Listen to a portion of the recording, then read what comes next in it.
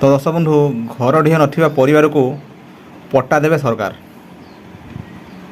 तो या गोटे बड़ खुशी खबर ते दीर्घ दिन है प्राय राज्यर बहुत परिवार अच्छा से पाखे आप पट्टा नाला किंतु से रही आसुले कि से सरकार पट्टा देवे।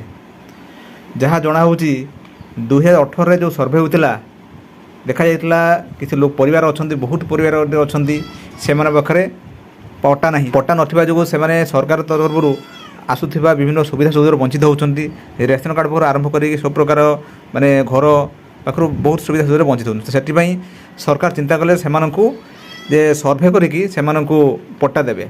तो यह आपणकर अगस्ट 16 तारीख पाखु तार कार्यादेश आरंभ हो ग्राउंड जीरो सर्भे हम कहार आपणकर पट्टा अच्छी पट्टा ना डिटेल आपणकर ग्राउंड जीरो सर्भे हम जोटा कि सर्भे करके अति जल्दी आप पट्टा देवे बोली राजस्व मंत्री सुरेश पूजारी आपको कहते।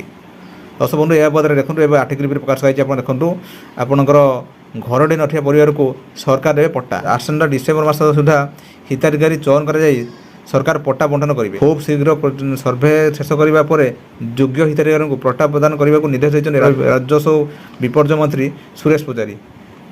तो मुझे कहती आपणकर जे जहाँ आपणकर रही जगह ना कि पट्टा आप ना से देवे।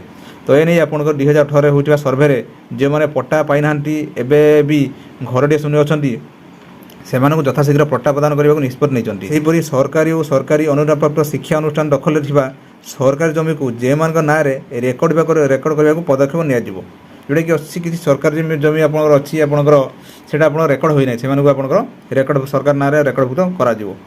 तो यहपरी भाव एपाई आसंता 16 तारीख हिताधिकारी चयन करने को सर्भे आरंभ हो और सेप्टेम्बर 15 सुधा कार्य सर को निर्देश देते। आप 16 तारीख आपंकर ये कार्य आरंभ हो और सेप्टेम्बर 15 सुधा ये आप कार्य सर।